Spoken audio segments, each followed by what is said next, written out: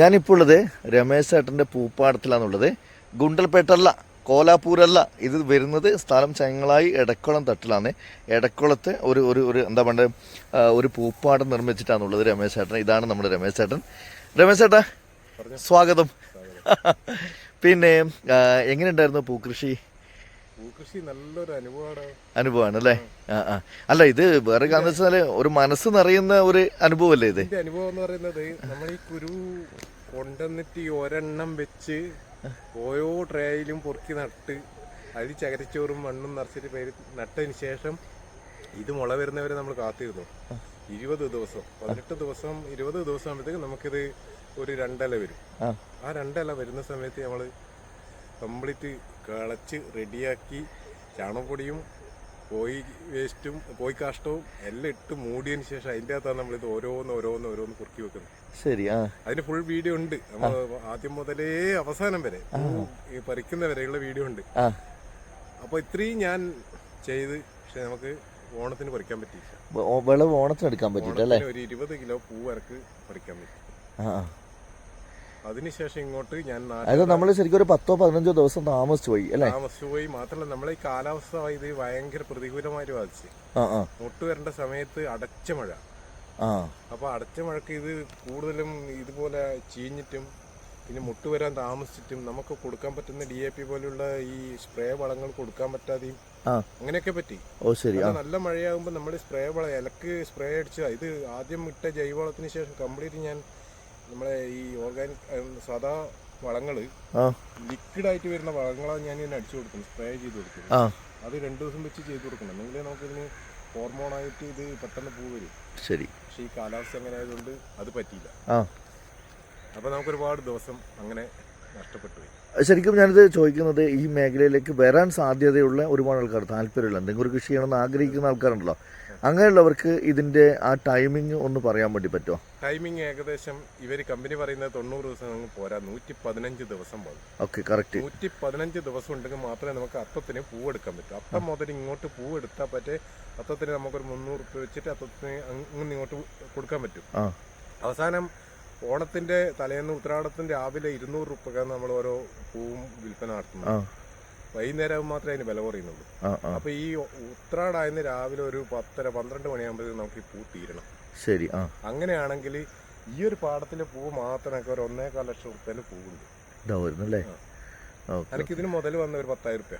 പിന്നെ എന്റെ അധ്വാനം ഉണ്ട്. അത് ഞാൻ കൂട്ടുന്നില്ല, അതിന് ഞാൻ റേറ്റ് കൂട്ടുന്നില്ല അധ്വാനത്തിന്. അതെന്റെ വേർപ്പല്ല, അത് പ്രശ്നമല്ല. എനിക്ക് എന്തായാലും എന്തോ ഒരു പണി എടുത്തേ പറ്റൂ. ഇനി അതിന് ഞാൻ വരുമാനം ഇല്ലെങ്കിലും എന്തെങ്കിലും ഞാൻ ഇങ്ങനെ പണിയെടുത്തോണ്ടേയിരിക്കും. അപ്പൊ അങ്ങനെയാണ് ഞാൻ ഇതിന്റെ മുകളിൽ ഇറങ്ങി.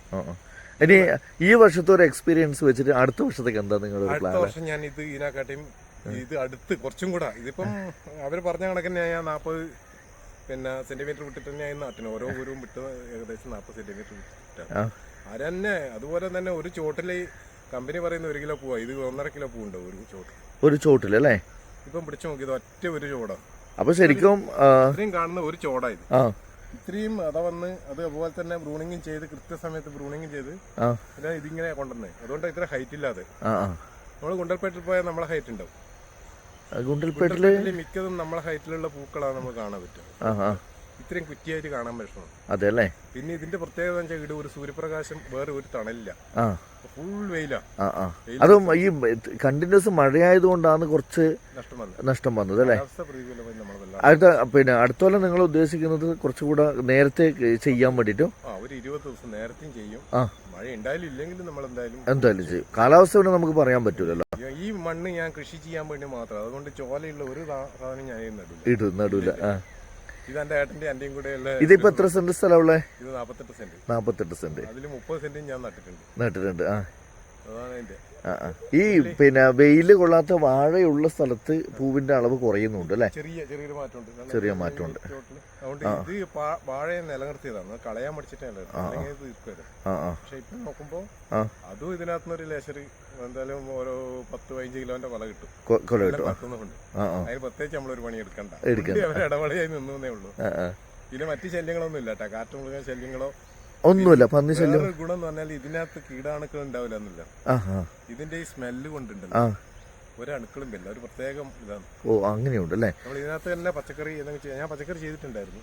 കുറെ കക്കിരി അതാ, പിന്നെ അത് കാണാൻ പറ്റും നിങ്ങൾക്ക്. കക്കിരി കുറെ കക്കിരി പറിച്ചു, കുറെ പയര് പറിച്ചു, അത് ആലോലി പറിച്ചു, ഒരുപാട്. ഞാൻ ഈ ഓണത്തിന്റെ ഒരു മുറം പച്ചക്കറിയിൽ ഞാൻ ഏകദേശം ഒരു മുറല്ല 2-3 മുറം പച്ചക്കറി ഈ കൂട്ടത്തിൽ പറിച്ചു. അതല്ലേ, അങ്ങനെയാണ്. അതുകൊണ്ട് ഇപ്പൊ എന്താന്ന് വെച്ചാൽ ഇപ്പൊ ഞാൻ സേവന നാട്ടുകാരെല്ലാം വരുന്നവരെ എല്ലാവരും ഫോട്ടോ എടുത്തോ. വണ്ടി പൈസ ചെലവാക്കണ്ടല്ലോ, എടുത്തിട്ട് പോടുന്നാ പറയല്. എന്നെ പരസ്യം ചെയ്യുമ്പോൾ സ്റ്റാറ്റസ് ചെയ്യാൻ എല്ലാവരും തന്നെ എടുത്തിട്ട് പോയിക്കോട്ടെ, നമ്മളെ കൊണ്ട് ചെയ്യാൻ പറ്റുന്ന. ഇനി പിന്നെ നിങ്ങൾക്ക് പൂ വാങ്ങാൻ താല്പര്യമുള്ളവരുണ്ടെങ്കിൽ ഞാൻ ഇതിന്റെ താഴെ നമ്പർ ഞാൻ കൊടുക്കാം. ഓ ആയിക്കോട്ടെ, ഞാൻ എത്തിച്ചു കൊടുക്കണം, എത്തിച്ചു കൊടുക്കാം. ഇനി ഇവിടെ വന്നിട്ട് അന്നേരം കയ്യോടെ അവർ പറിച്ചെടുക്കാനും പറിച്ചെടുത്തോട്ടെ, എത്ര വേണ്ടത് വെച്ചെടുത്തോട്ടെ. തൂക്കാനുള്ള സൗകര്യം എല്ലാം ഉണ്ട്, എല്ലാം ഉണ്ട് അല്ലേ. ഓക്കെ, അപ്പോൾ താങ്ക് യു രമേശ് ചേട്ടാ. Okay, thank you. ഓക്കെ.